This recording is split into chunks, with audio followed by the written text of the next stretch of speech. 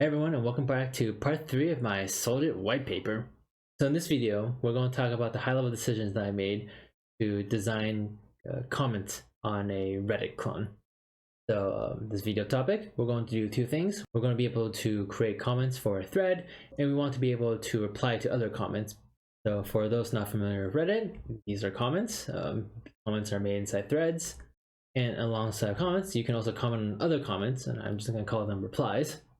So this is part 3 of this video. If you want to catch some of the older videos, check out my playlist. Otherwise, let's get started.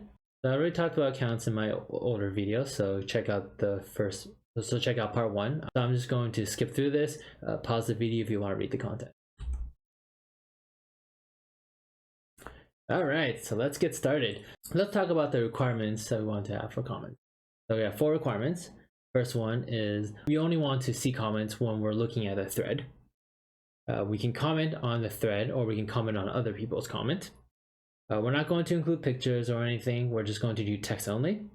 And we want to be able to create a chain of comments. So we need to know the parent of a comment so we can later show it on the UI. We don't care about creating a list of comments that a specific user has made. We only care about a thread. We don't care about timestamps, and we will not allow you to edit a comment. So let's go over some of the solutions. Option 1, the first thing I looked into was how do we create comments that can be easily viewed when we're looking in the thread view. Option 2 is how do we create a user view to look for all the comments that a specific user has made. And then option number 3, how do we optimize for both solutions.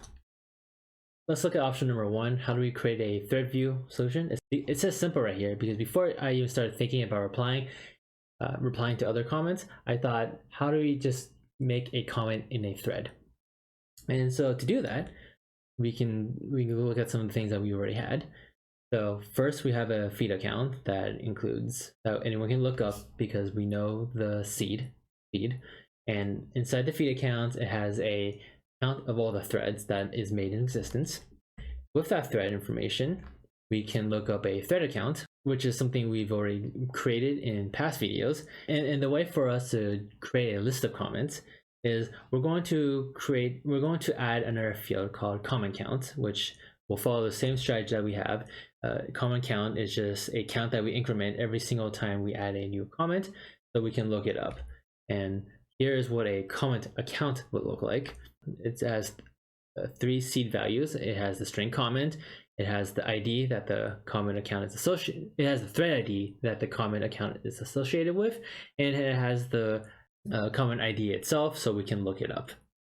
And as for the content of it, we just have a content, which is a string. And so, a quick lookup. How do we look for it? We know the thread ID, and we know the comment ID by looking up the thread account.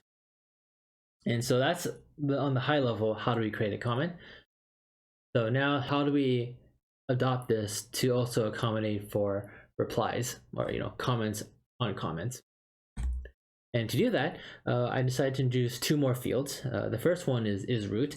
Specifically, is this the parent level comment? Is this just a comment that is directly referencing the thread?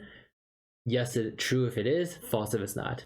If false, we have this parent ID, which is another comment ID, which signifies that this specific comment account is the child of another account, and that's how we're going to create a chain of comments inside the UI.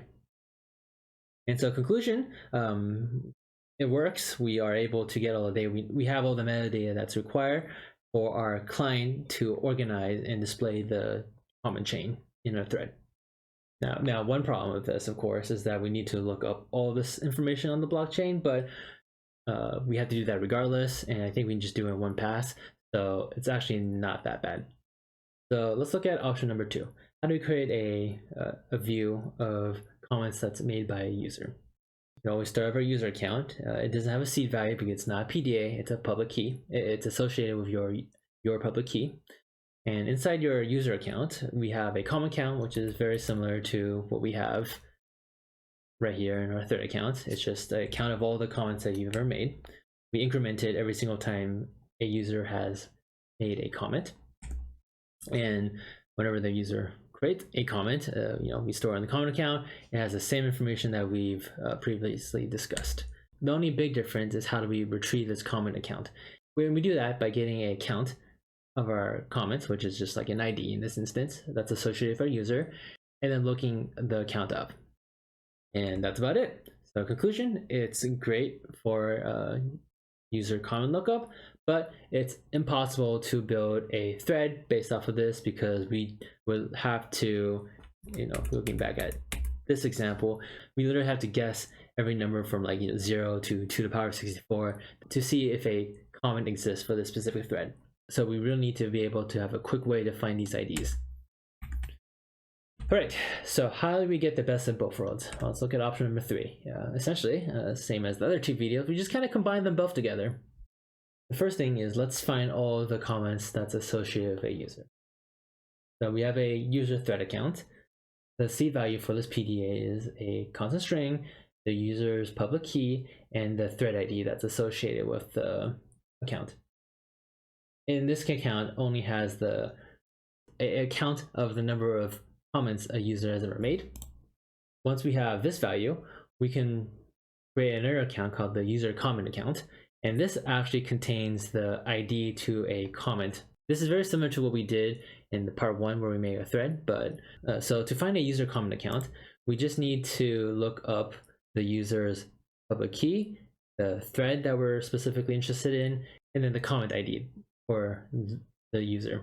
And then once we have a specific comment ID, and just to be clear, this isn't a value that we increment from 0 to 2 to the power 64. This can be just like a randomly generated number. Once we have this comment ID, then we can finally look up a comment account. And this is the same thing that we've been using the previous two options. This actually contains the metadata for our comment. And it's associated with a specific ID. And once we have that ID, we can just directly look up the comment. And so this is how we can generate a list of comments that's associated with a user. So that handles that case. But how do we generate a list of comments that's associated with a thread? So we can kind of do the same thing that we did in the option number 1. We have a thread account, and the thread account, and you can quickly find the thread account by looking up the string thread with the thread ID, which is the same that we've been doing before. And inside this account, we have a comment count, which we increment every single time we create a new comment for that specific thread. And with that count, as you see right here, we can look up this middleware data called thread comment account. And what this does is similar to the user comment account above, is it contains the ID to the comment account that we're looking for. And so using the comment from our thread account, we can quickly find this middle account, which then will give us the ID to the actual metadata. And that would help us generate a list of comments for a thread. The conclusion, this serves both cases, but the big detriment to this solution is that it relies on multiple lookups to get the data. We need to make a request to get all these accounts, and then once we have all these accounts, we need to make another request to actually get the metadata. So in conclusion, luckily for us, we're going to go with solution number 1, because we don't really care about the user view. We only care about creating a list of comments for threads. And so that's it. So what's next? Well, in our last video, part 4, we're going to just talk about how to upvote comments and reply. And I'm going to give you a big hint. It's going to be very similar to part 2, except it's for comments. But I digress. We're going to quickly go over this, and then we can finally get started on implementation. So until then, I'll see you later. Bye.